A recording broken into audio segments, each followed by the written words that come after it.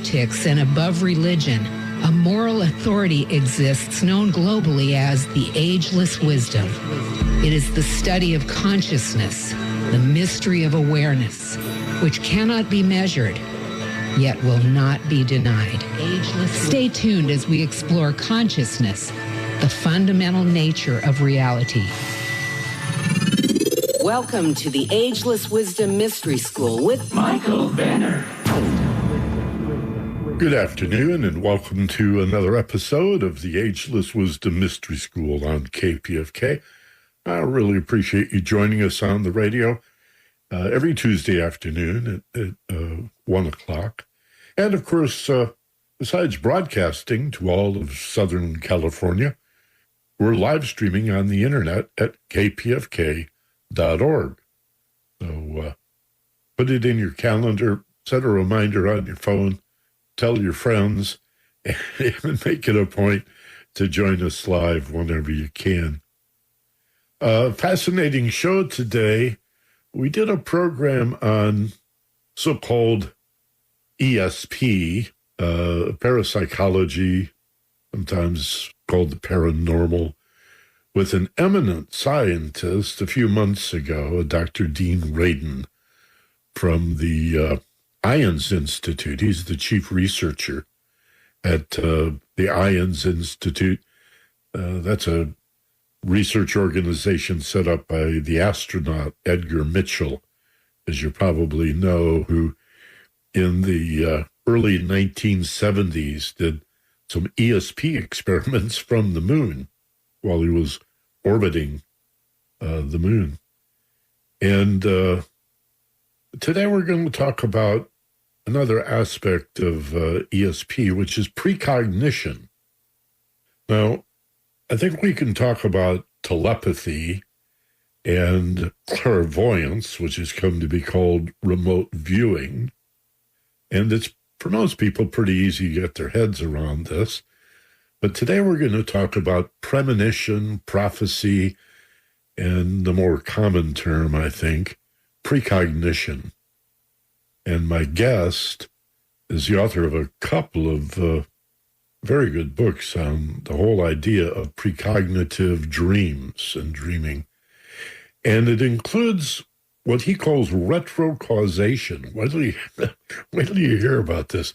It's an idea that is also grounded in quantum physics, that time runs in, I was going to say in both directions, but I guess today I will tell you it even goes beyond that there really is no direction in time. That's how we usually think of it.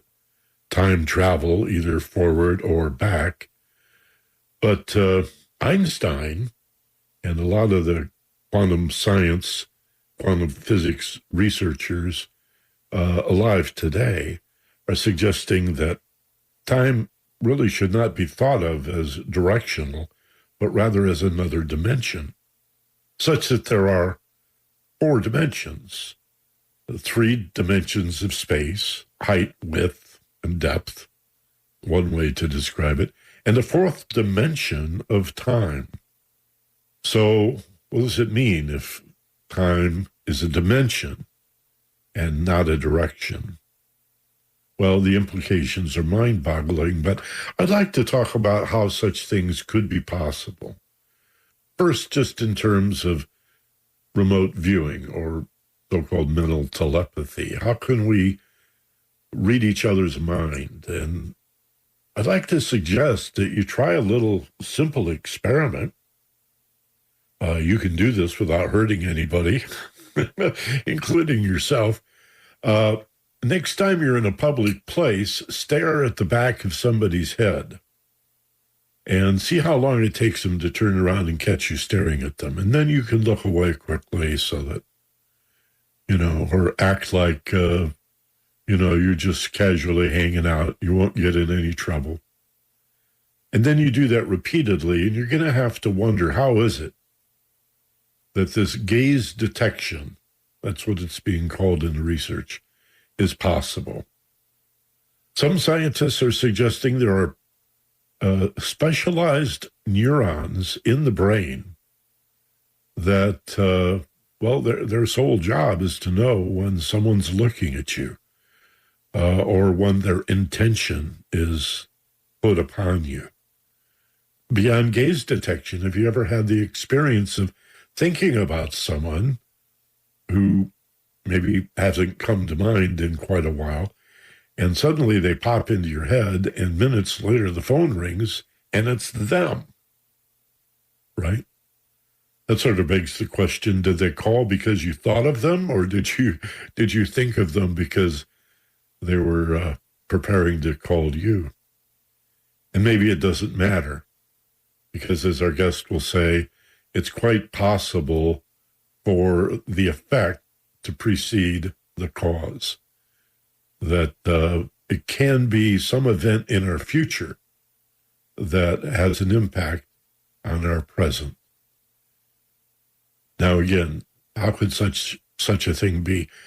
Actually, we can look at religious theology, not any particular organized religion, but the basic philosophical divisions of theology, East and West. And I'm talking about monotheism of the Jewish, Christian, and Muslim traditions, religions, monotheism versus the monism of all of the Eastern religions. Now, monotheism really believes in the objectivity of a physical, dense universe, and that everything is separated, even the creator is separated, and imbues its creation with some sort of spirit, but nevertheless lives outside of it, someplace far away. Whereas the philosophies of monism, Hinduism and Buddhism and Jainism and Taoism and most of the Eastern religions are based on the idea of monism, which is that we're all immersed in an ocean of awareness or consciousness, that we're all connected, that we share a common source, divinity, something absolute, that which, again, the West personifies as God, a human-shaped being, but which many philosophers and theologians would consider idolatry. And if indeed that's the case, if we're all part of this ocean of awareness or consciousness, if we're all plugged into the same switchboard, then such things are understandable. So stay tuned. You're going to love this show. You may even want to record it. My guest, Eric Wargo, and I'll introduce him in just a couple of minutes. Let's take a short break, and we'll come right back with the Ageless Wisdom Mystery School on 90.7 KPFK. The Car Show has aired on KPFK since 1973. And perhaps you have a car that's been sitting in your driveway since 1973 or 1993. Or maybe you're still driving it, but it's time to say goodbye. Get rid of that thing and help KPFK at the same time. Your donation of your old car gets it out of your life and helps KPFK as a tax-deductible donation. And not just cars, trucks, boats, and motorcycles are also welcome. It's easy. Just call 877-KPFK-AUTO and we'll handle all the details. Let your old car help KPFK. Thanks for joining us for the Ageless Wisdom Mystery School today on KPFK, 90.7 FM for all of Southern California. And, of course, we stream for the world at kpfk.org. Mystery School is a program, as we say in the introduction, about consciousness. It's about self-awareness. Actually, if you look at consciousness and awareness from sort of an elevated perspective, there's no subject that isn't, that it doesn't include or touch upon. But today we're going to go into one of my favorite areas, and that's, we could call it the paranormal or parapsychology. We'll see what my guest has to say about those terms. But he is a science writer, so I want you to do any mental calisthenics that you can do and get your mind open and get ready as we talk about premonitions, precognition, and particularly those prophetic dreams that so many people report. How can this be? How does it work? My guest today is the author of a couple of books. He's a science writer. He's an independent researcher. He has a degree. His PhD is in anthropology, but his interests go far beyond that. And it's a pleasure to have him with us today. He's the author of two books that I know of. There may be others. We'll find out. One is called Time Loops, Precognition, Retrocausation, how about that word, and the Unconscious. And the new book is Precognitive Dream Work and the Long Self, Interpreting Messages from Your Future. And he is Eric Wargo, and he's calling us from Virginia today. And Eric, good afternoon, and welcome to KPFK. Hi, Michael. Thank you for having me on. Well, I appreciate you being here and sharing your work with us. The more I learned about your book and your research, the more fascinated I became. I'm curious here at the top of the show about what drew you into this field of premonition and precognition and even dream work. What's your initial interest in them? Yeah, well, it's funny. I took a sort of roundabout path to get here. I had a scientific background and, went to graduate school in social science and so on. And I'd always been very skeptical about ESP, but I didn't really know much about it. And then about 12, 13 years ago, I actually had a UFO encounter of all things. And it wasn't up close and personal or anything, but it sent me down the rabbit hole of reading about UFOs, and I discovered in the process that parapsychology is a topic that dovetails very interestingly with the UFO topic. That a lot of people who have UFO encounters have precognitive dreams associated with them. They have telepathic experiences and so on, and it forced me to sort of come to grips with the literature on precognition and psychic phenomena. And I realized, oh my gosh, there's a century of really strong evidence, laboratory support for these phenomena. And I also started, delving into the topic of precognitive dreams. And having been a lifelong, had an interest in dreams all my life and recorded my dreams for decades, actually, at that point.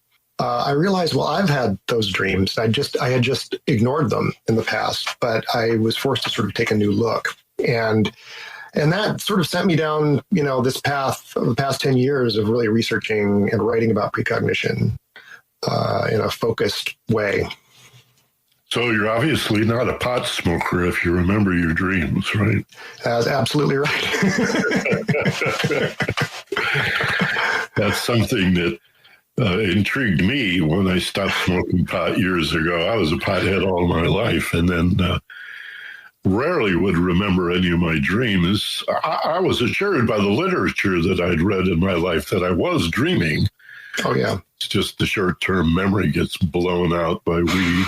And, my goodness, then my dreams came rushing in a decade ago, and full color and great detail, and they began to be lucid. I had this sense of being in the dream while I was dreaming. And yet that's difficult for me to explain because it seems to come in various degrees of lucidity. Why don't you talk a little bit about your sense of lucid dream? If someone in our audience has no idea what a lucid dream is, why don't you start by defining it for us? Sure. A lucid dream is where you essentially wake up within the dream, that it's still a dream environment. You're still in the dream, but you're aware that you're dreaming. And there's a spectrum. I mean, a lot of lucid dreams, you'll just be aware that you're dreaming, but you really won't have much control over what's happening.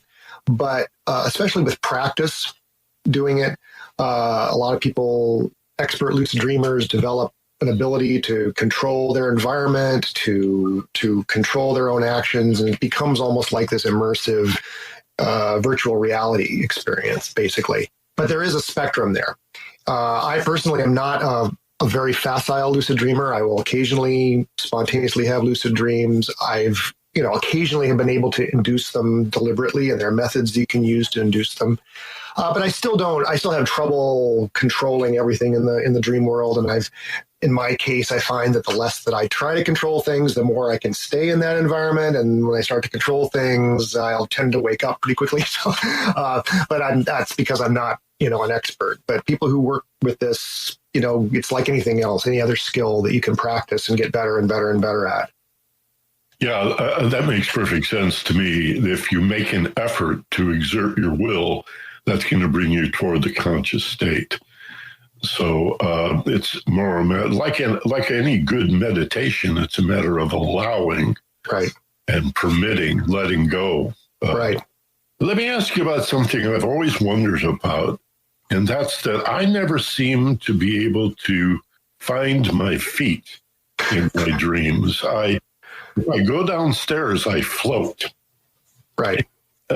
First of all, I'm never concerned with where my feet are, but it was the phenomena of numerous times I'd go downstairs in my dreams and suddenly be at the bottom of the stairs, and I never took a step. I just then I started thinking about how ghosts are portrayed, as this big bed sheet that's floating around. Yeah. Casper the Friendly and all of that. Right. Is there anything in the literature about lucid dreaming about seeing your feet or not seeing your feet? Well, if it's a lucid dream, you wouldn't. What you're describing sounds almost more like an out-of-body experience, and I think there is a spectrum there too. That's part of the spectrum, I think, of sort of altered states of dreaming, where you have lucid dreams that are kind of in a very dreamlike world. It's very irrational and so on. There are also, I consider them dream states, but people who experience these things and think that consciousness is leaving the body during these states think that they're actually out of body, and they will describe looking at their body or seeing their feet or not or whatever. So what you could be, if it's a very realistic environment and you feel like you're in your house or whatever, and you're going down the stairs in your house, that's almost what I would call an out-of-body experience. Something that Robert Monroe back in the 1960s and 70s described in his guidebooks on the subject, Journeys Out of the Body and so on. So yeah, I'm not sure which you're experiencing there, but I personally think they're all part of the sort of same continuum. Well, there you said spectrum, you said continuum. I said something about it being a relative experience. And that's part of the challenge of getting our arms around all of this, is that no two experiences are alike, similar in many ways. But I guess the challenge is to generalize about this. Now, from dreams to the idea of precognition, the word sort of explains itself. Cognition, to know. To know in advance would be precognition. Right. Did this begin for you with a precognitive dream of your own? Was it one or many? Or well, it was many actually, and again, some of them were before I really got interested in the topic. For instance, and I described this in my new book, Precognitive Dream Work in the Long Self, I had a dream on the morning of 9/11 that related. It wasn't obviously like planes crashing into buildings or anything like that, but the symbolism in the dream was very strikingly connected to the events of that day. And so many people reported similar experiences, both vivid, like obviously precognitive experiences of premonitions of planes crashing or terrorist attacks in New York in the days leading up to 9/11, and some more symbolic, like mine was. Dreams typically speak in symbolism. They're typically not like video quality representations of something that's going to happen. But so that, when I started getting interested in this topic, I then went back. Luckily, I had kept a detailed dream journal, so I was able to go back to some of these old dreams of mine and sort of examine them again with new eyes. And I'd had a number of experiences like that. Typically, they were around more boring daily life things, like something that was going to happen at work. Well, I'd had a dream the night before about this very unusual situation, and then it would play out in my day the next day. And that actually is more typical. Most precognitive dreams are really about mundane experiences, or relatively mundane experiences. And those typically don't rise to the level of paying them much attention because, well, who cares? I dreamed about the sink backing up, the next day. Well, that's not a big deal. Not like, a disaster or a terrorist attack or something like that. But I started anyway, realizing, this is not an uncommon phenomenon.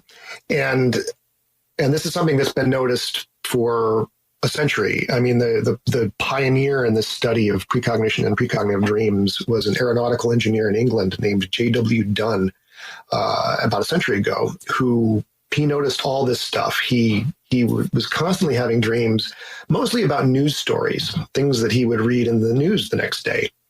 And he started recording them, started studying them, and, realized that these were essentially like future memories. There were his memory going the wrong direction in time. And so anyway, he's one of the big pioneers in this field. And my work sort of kind of piggybacks on his pioneering work. But it's a very common phenomenon. When you start doing what I call precognitive dream work, which is following a few simple steps to identify precognition in your dream life, you'll start noticing it happening all the time, multiple times a week even. You talked about the symbolism, the metaphor, the allegory in dreams. In 9/11, there's even a tarot card of two towers falling. And a couple of decks, I think some of the more popular decks actually show a man falling out of the tower that looked very much like one of the famous pictures from that day. And that deck's got to be 100 years old. But, again, in the tarot deck, it doesn't represent skyscrapers in New York falling. It's a metaphor or an allegory. I'm thinking of Carl Jung's work on synchronicity, and in my life, I've often used, it's sort of a catchphrase for me. If I see a coincidence in my life that has a feeling of being a meaningful coincidence, I ask myself, if this were a dream, what would it mean? And I'm wondering if the waking state is just another kind of a dream. Yeah, I mean, you can look at it that way. And certainly mystics throughout, history and all cultures have taken that approach to waking life, seeing it as a dream. Carl Jung was a pioneer in this area. He was writing his works on synchronicity. He was thinking about synchronicity and then writing about it in sort of the years after ESP became sort of formalized as a topic of study in science, although still not mainstream science. But anyway, he was responding to that, but he didn't think that parapsychology and the methods of parapsychology could really get at what was really going on. And so he sort of coined this term synchronicity, and people, and it's been very popular. And to this day, people who experience these kinds of coincidences or what I consider to be precognitive dreams, they'll sort of use that rubric of synchronicity because most people haven't heard of precognition, but they've heard of synchronicity and it seems to fit. So in my books, I talk a lot about Carl Jung and his role in moving us toward a place where we can accept the reality of precognition. Now, as I mentioned at the top of the show, you have two books. You just made a reference to the book. Are you talking about your latest, Precognitive Dream Work on the Long Self? I'm talking about both of them. I actually devote a lot of real estate in both of my books to Carl Jung and synchronicity. Do you suggest people read, does it matter which order they read your books in? No, it doesn't. The more recent book, Precognitive Dream Work and the Long Self, I think is the simpler book. I mean, if you're looking for really a guide, I wrote it as a guide to help people with their dreams, and it's kind of got a dream theory embedded in it. And it sort of simplistically talks about the theory underlying it and how this could work. My first book, Time Loops, was more on the science, the evidence, and it goes into much more detail on the possible physics underlying it and so on. And then I sort of apply that in the second half of the book to some famous precogs, I call them, people who, regularly experience precognition. And I link it to psychological theories and the psychoanalysis of Sigmund Freud, for instance, who I think is really important in this area. But after I wrote that book, I got so many emails from people wanting to know about their dreams that I realized, okay, there needs to be a kind of more condensed guide to precognition in dreams and dream work. And so that's why I wrote the new book, Precognitive Dream Work and the Long Self. Well, whether waking life is a dream or not, we've already talked about how relative these states are, and you've used the word spectrum and continuum. Let's go down this rabbit hole a little farther. What's the long self, for example? Right. Well, one of the things you start to realize when you start realizing that you are precognitive, and everybody is precognitive, I really have come to the conclusion that this is basic to our mental functioning, our cognition, and to our brains functioning. I really think it is a brain-based phenomenon. And once you awaken to the fact that you are in your dreams and even in waking life, you are getting input from your future self. And that can mean yourself the next day, but it can also mean yourself in maybe 3 decades. I mean, I've got a lot of examples of dreams that span decades of a person's life. Once you realize that, it's a really life-altering thing to realize that you extend through time. The self that we usually think of is the self right in this moment, right? We think of the past, it's kind of dead and gone, and the future, well, it hasn't happened yet, it doesn't exist. Well, precognitive dream work and just awakening to precognition in general, you realize, no, you're a long self, you're extending through time. And not only are future experiences that you don't know about, you don't know consciously about them, but they are influencing you today, or tonight. When you go have a dream, you might dream about something, years or decades in your future. That's mind-blowing. But then when you realize, well, that means that your experiences today might have influenced you years or decades in the past. And it might even be that your experiences in midlife, for instance, may have influenced you as a child, or a teenager, something like that. That's another mind-blowing realization that you have. And you start to develop this awareness that you extend through time and that you are part of a being that is 4-dimensional. We sometimes call it like a 4-dimensional worm, snaking through what is sometimes called the block universe, which was a realization that Einstein's teacher made on the basis of Einstein's discoveries over a century ago, that we live in a 4-dimensional space-time, not just a 3-dimensional space.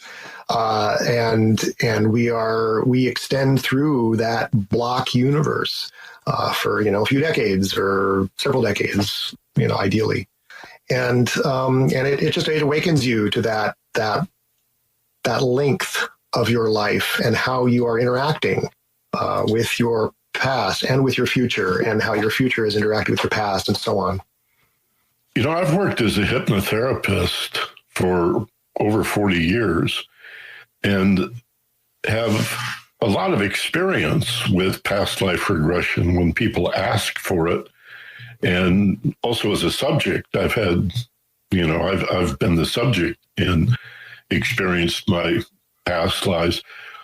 Why not future life progression? Well, that's a little bit out of my scope, whether, the reality of future and past lives, I sort of bracket that. I'm not willing to sort of go there as far as... Well, wait a minute. I thought you just did. Aren't you saying that we're living all of our lifetimes simultaneously? No, I meant our life, birth to death. I meant, the life that's ahead of you and the life, back to childhood. Now, but you've also used the term future memories. Right. And I mean memory of your future in your life. I mean, a memory of something that might happen tomorrow. Precognition is a form of memory. I see. Okay. I've heard quantum physicists say time runs in both directions. I want to ask you about that, but I need to take a quick break. We'll be right back. I told you this was going to be fascinating. And again, if you want to remember your dreams, you got to stop smoking pot. I'm not judging. I'm just telling you it blows out short-term memory. That's all. My guest is Eric Wargo, and he's the author of a couple of books on precognition. And we'll be right back with more of this fascinating discussion. You're listening to the Ageless Wisdom Mystery School on KPFK. Support comes from Pasadena Playhouse, presenting Uncle Vanya, a modern revival of Anton Chekhov's classic masterpiece, running June 1st through June 26th. After years of caring for their family's crumbling estate, Vanya and his niece receive an unexpected family visit. This translation of Uncle Vanya provides an up-close, contemporary encounter with this enduring drama. For further information on Pasadena Playhouse's production of Uncle Vanya, visit pasadena.playhouse.org or kpfk.org.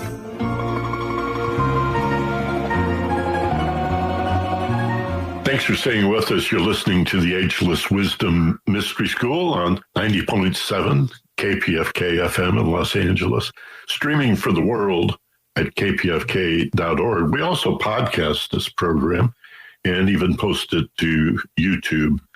So just search for Ageless Wisdom Mystery School. You'll find us all over the internet. But I really appreciate you joining us on the radio and being part of the group mind here. My guest today is Eric Wargo, and he's among other things, as a science writer, the author of two fascinating books. One's called Time Loops, Precognition, Retrocausation. We got to get to that. And the unconscious. And his more recent book is Precognitive Dream Work and the Long Self, Interpreting Messages from Your Future. But you're saying not a future lifetime, but the future in this lifetime, right? Right. Okay. Well, we'll do another show sometime and talk about multiple lifetimes. We got our hands full here, though, with this one. Time running in both directions, recausation. How would you respond to the premise or theorem that time runs in both directions? Yeah, time, we have these metaphors of time, time is an arrow, time is a river, and so on. Well, time, what Einstein discovered with his thought experiments about trains on different tracks and so on, what he discovered is time is a dimension, just like, length, width, and height, the three dimensions of space. Time is another dimension. It doesn't have a direction to it. And that opens up all kinds of possibilities. Now, it's been believed, we think of time as a one-way arrow or as a river, because in our daily experience, it seems that causes only go in one direction, right? I mean, it doesn't feel like effects happen before causes, which would be time going the other direction. And in the Enlightenment, since the days of the Enlightenment about 300 years ago, it's been forbidden for scientists to even consider such a thing, backwards causation. There used to be this thing called teleology. That is to say, the idea that there may be a purpose and a destination to things. And that implicitly is kind of a backwards causation, right? But that was kicked out of science back at its beginnings, back with Newton and those guys. But about, a century ago, the discoveries in quantum physics and relativity kind of threw these things into question a little bit, because Einstein's discoveries said, like I said, that time is a dimension. It's not a river or an arrow going in a single direction, which opens up the possibility that you could travel backwards in time. And in fact, any cosmologists, or not any, but most cosmologists will say, yeah, it's a possibility. Time travel is a real possibility, and we're probably going to do it ourselves at some point. Now, in quantum physics, there's also been this thing called uncertainty or randomness. At the very smallest scales in nature, the sort of direction of time's arrow becomes indeterminate. You can't tease out what's happening before what at the smallest scales in nature. And just in literally just the last couple decades, measurement sensitivity in experiments has developed to an extent that they can now demonstrate causes traveling backwards in time in particles when they interact. It's controversial still, but more and more physicists are saying, hey, this is part of nature. At the smallest scales, at least, causes do travel backwards in time, not just forwards in time. Now, at the same time as you have that going on in the esoteric realms of quantum physics, you also have biologists who are realizing that all these spooky quantum effects are being scaled up in biological systems, and they're important to life. And just this was really the birth of quantum biology was, I think, in 2007, when a team of researchers discovered that photosynthesis depends on quantum processes happening in plants. And then since then, there's been all these discoveries about quantum physics, spooky entanglement stuff going on in bird navigation and the operation of enzymes, for instance. And the brain has often been thought to be probably a quantum computer of some sort. And so there's been a sort of gold rush to try and explain consciousness, for instance, using quantum physics. I think that these converging lines of evidence are going to lead to a physical explanation, ultimately, for how precognition works in the brain, that it does depend on quantum properties at a molecular level, probably in neurons, and that they affect how learning occurs, that we may, learning and memory might really be a function not only of our past experience, but to some degree of our future experience. And that would explain a lot of the things that we see both in the laboratory, in parapsychology experiments in the laboratory, and it could potentially explain things like precognitive dreams. I misspoke a minute ago. I said recausation. Your word is retrocausation. Tell us what you mean by that. Yeah, that's exactly what I was just describing, that idea of causes traveling backwards in time. That is to say, an effect that precedes its cause. So that's all that retrocausation means. I guess one way we could look at this, at least this is what's bubbling up for me, is the phrase life imitating art. Mm-hmm. And if I look at those old Star Trek shows from the 60s, the original with Kirk and Spock, they're using flip phones, 20, 25 years before we had flip phones. Gene Roddenberry, his production, they had flip phones, so to speak. And we wouldn't have to work too hard to find other examples of that. Is that simply life imitating art? Or could that be an example of what you're calling retrocausation? Yeah, most cases like that are very hard to tell, because while that could be a kind of prophetic thing on the part of Gene Roddenberry, it could also simply be the case that the people who designed flip phones were Star Trek fans, and they wanted to create something like what they'd seen on TV. And that, teasing out those causes, those regular, forward in time causes from possible prophecy in art is a very difficult thing. But in fact, this is what I'm working on right now. My next book is going to be about precognition in art and its relation to creativity. And there are a lot of I think, very clear cases of artists, writers, sort of channeling, unpredictable future events in their works. When you go down the rabbit hole on this topic, there are just so many. There are a million cases of this, and I think that while people in their daily life are going to be more likely to access precognition in dreams, If you're a creative person at all, or if you write, creatively, or you paint or do some sort of artwork, you can definitely notice, foreshadowings of future things in your own life, in your creative work.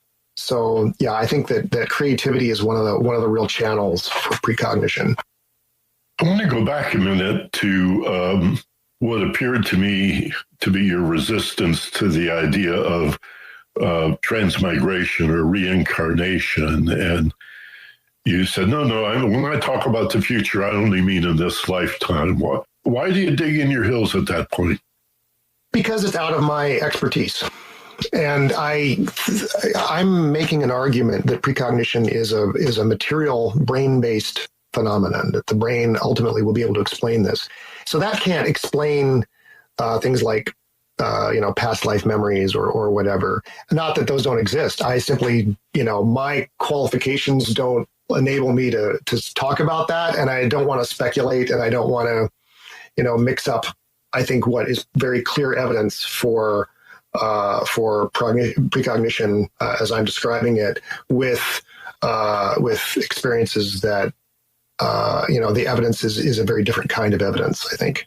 I get it. So you want to stay grounded in empiricism, really? Mm-hmm. Yeah. Well, that's good. That's great. There's no shortage of people that are willing to speculate about all manner of things, especially when we talk about these out-of-body and near-death experiences, as we've done. We had Dr. Raymond Moody on a few weeks ago. He's, his book on life after life is almost 50 years old now. And Dr. Eben Alexander, what a great show that was. And again, here's a scientist, a brain surgeon who's talking about his death experience, his near-death experience. And he still can't explain how he's able to function without a cortex. He has no cortex. It was eaten away by a bacteria. And I said, well, how do you function? He said, I have no idea. which I really love, the humility of the scientist. All of this that we're talking about also brings up for me the debate between free will and determinism. Where do you come down on that? Yeah, so that's a good question. And I get asked that question a lot because, yes, that's what immediately the idea, any kind of time travel, and that's what we're talking about. We're talking about information traveling backwards in time. That always raises the question of, well, what is free will, and what if you saw, if you had a premonition of a disaster, well, if you took action to prevent it, how did you get that premonition, and so on. So yeah, there are a lot of really interesting questions related to that. I think free will is baggage that we should discard. I don't think it's very helpful in thinking about our lives. My actions right now feel freely willed. I'm talking to you, I'm choosing what to say, and so on. But from the standpoint of future me, even 5 seconds from now, that guy talking, well, he's in the past, and that's, it's set in stone. It's, and you could theoretically trace all of the causes that led to that in a way that make it look deterministic. And so, Einstein himself, said that we need to get rid of this idea of free will. It's just an illusion, really. I think that, it's one of these complex things. We experience our free will, absolutely, but there's always a vantage point on a freely willed action that sees it as determined. So that tells me that maybe it's not helpful, to have this concept of free will. My sort of tradition is Zen, okay? And a lot of Zen Satori experiences are actually experiences of the block universe, what I described as the block universe, which is to say this kind of underlying permanence and eternity that's underlying what feels like flux and freedom and all that. It's kind of an experience of determinism, but a very blissful determinism that it's very hard to convey, here having a conversation. That sounds awful. Who wants determinism? But in these states, it's, oh my God, that it's like a blissful thing to realize this. And I like to tell people, just kind of set aside this baggage of free will in thinking about this stuff. Because I think the block universe is kind of a koan, really. It's a kind of a riddle. And try to wrap your head around it, you're going to eventually reach a point where you bust open and you kind of have an enlightenment experience about reality that kind of transcends this idea. Sometimes I wonder if it's a false dichotomy. Could both things be at work? Could we have a predetermined situation and sort of like boundaries or limits within which we have some degree of choice? Could both things be true? Yeah, it's a both. I mean, I think it is a both and, it's a both and. I mean, it's, from different points of view, it's from one point of view, it's freedom, total spontaneity and undeterminism. And another point of view, it's determination. And you're not going to make it reconcile, Do you have in your book any practical tips for how people can promote lucid dreaming or precognitive dreams? Yeah, absolutely. I do. I think my new book has like 27 principles that I sort of identify through the course of the book, but it boils down to a 3-step process. The first step, which is something that if you're already interested in dreams, you might already do, which is write down all your dreams. Just write down every dream that you can remember. It doesn't matter if it seems significant or not. Just write it down in as much detail as you can muster. That's the first step. The second step is, will sound esoteric, but it's not. It's just free associate on everything that you're writing down when you write it down. Like what's, the color of the shirt of some guy in your dream, it was very distinctive. Just write down, like, what's the first thing that comes to mind thinking about that shirt? Or what's the first thing that person calls to mind? Or the situation of the dream? Is there just something that it reminds you of? Maybe a movie, maybe some random thing that happened in your childhood or whatever. Just write that down, that free association stuff, because that'll help you identify precognition in your dreams later. Now, set your dream journal aside then, and don't even think about it.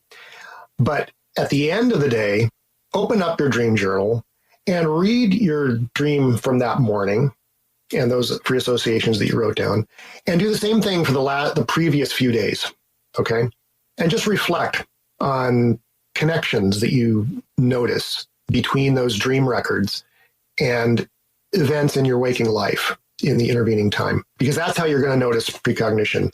See, I mean, people think of precognition as rare because no one does that. No one does that going back to their recent dream records.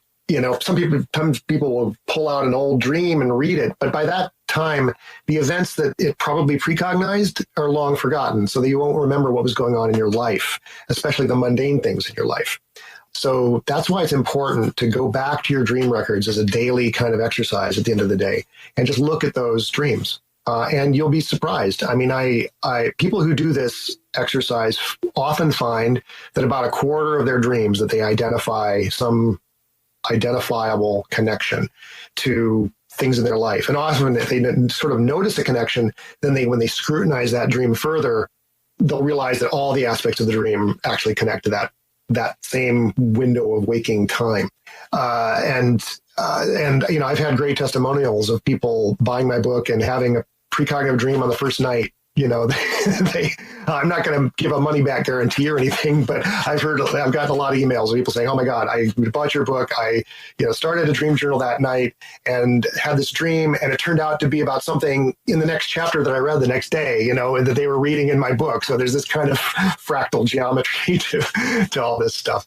So it's those 3 steps: record your dreams, free associate, and go back to your dream records. You mentioned Freud and Jung, and I think there's a big slice of psychology where people would perhaps caution us about what is often referred to as magical thinking, where we believe we find meaning, and yet it's just projection and fanciful imagining. Do you caution people in that regard? Should they throw caution to the wind, or should we find a balance here and not get carried away? Yeah, that's a great question. And this is a criticism that's been leveled against psychoanalysis for, a century or more, and because, the person doing the interpreting is ultimately a subjective person, and, you decide what's meaningful for you and so on. And so scientists kind of hate the whole psychoanalytic tradition for that reason. And it's you have to strike a balance. You have to strike a reasonable balance between the subjective assigning of meaning to things and, well, what really holds weight there. And there's no hard and fast rules for how you do that, but it's definitely an issue because people, whether it's, doing precognitive dream work or being, following their synchronicities or whatever, there is always the danger of just making everything connect up as meaningful and so on. And you can drive yourself crazy doing that. There's a need for a balance. I always caution people to be reasonable.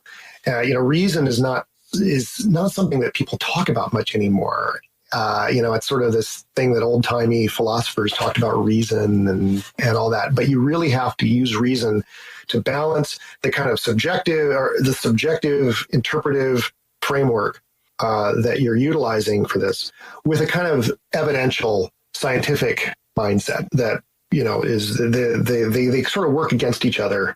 And I think reason sort of is in the middle as kind of a diplomat between these two kind of ways of thinking and ways of seeing. It's a real issue. But interestingly enough, physics has the same problem because physics experiments, I mentioned those retrocausation experiments. It's often hard to tell, whether you're detecting a cause traveling backwards from the future or whether that is really an effect of your own measurement doing that. So you get these same kinds of questions in a lot of esoteric realms of inquiry. Observer bias. Bias, right. Yeah. Well, I think this could be seen as sort of a left brain, right brain thing. Sure. Mm-hmm. And we're far too left brain dominant. So if we can if we can be a little more fanciful, a little more open-minded, I think that's the direction where a better balance can be found. Yeah, I agree. That's why I don't spend a lot of time in my books. There's too many skeptics out there. They're ready to pounce on anything like this, and it's time to sort of press back against that. Yeah, cynicism is so boring. It is so easy to say what cannot be. Right.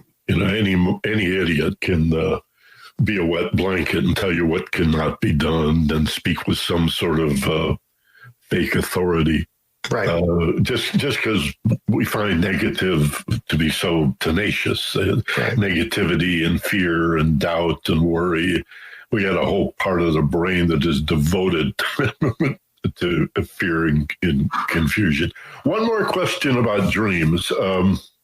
And this may be way outside your purview, but I've got to ask. Years and years ago, maybe 50 years ago, in college, I learned a technique to incubate or program dreams to help me solve problems. And as I was going to sleep, I would use these meditative-like states of deep relaxation as I'm moving into the sleep state to suggest that in the morning I'll remember and understand a dream that'll contain information to help me solve a problem I have in mind. And I put a little smile on my lips, take a breath, let go, and sort of surrender that whole thing to the unconscious or the oversoul or divinity or whatever, I don't know, but there's something up there, a conscience, a still small voice, intuition, whatever that's comprised of. Do you have any feelings about this whole idea of using dreams in this way? And does it fit somehow with your interest in precognitive dreaming?